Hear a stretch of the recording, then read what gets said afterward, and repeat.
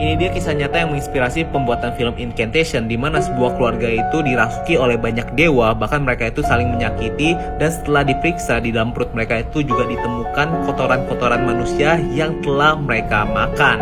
Nah, setelah kakaknya bermimpi telah didatangi oleh seorang dewa, kemudian memaksanya secara paksa wik-wik, kemudian menghabisinya. Kakaknya itu sontak langsung bangun dan berteriak, dan pada saat itu ibunya langsung berlari ke arah kamar kakaknya ini.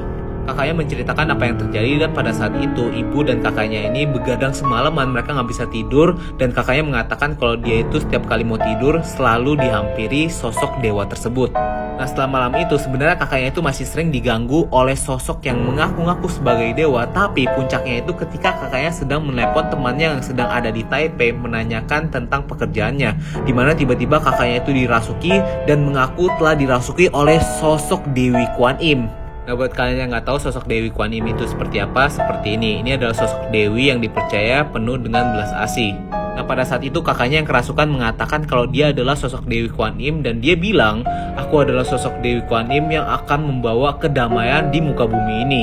Nah, tapi setelah itu kakaknya ini mulai mengamuk dan dia itu mulai menyakiti dirinya sendiri, sehingga keluarganya itu mulai memegangi kakaknya dan mengikatnya di ruang tamu, sedangkan kelima orang anggota keluarganya yang lain memutuskan untuk tidur di satu kamar pada malam itu.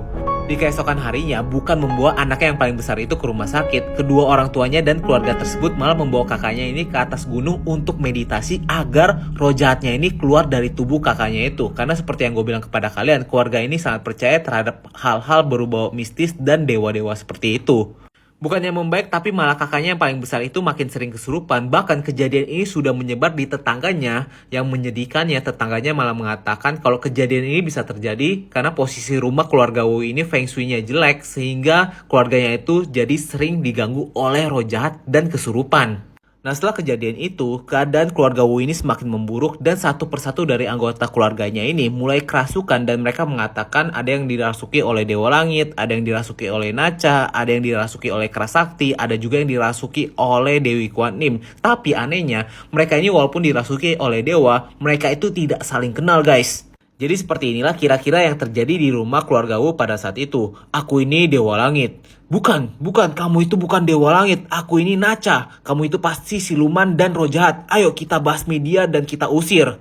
Dan yang mengerikan, ketika mereka dirasuki oleh sosok yang mengaku dewa, mereka itu melakukan ritual pengusiran seperti menempelkan jimat kuning seperti ini, melemparkan garam dan beras, dan mereka itu juga saling menyakiti sehingga tubuhnya ini memar-memar. Dan ketika mereka lapar, mereka itu hanya makan kotoran dari tubuh mereka. Nah, bagaimana akhir kisah keluarga Wu ini kita lanjutin di part yang ketiga ya guys.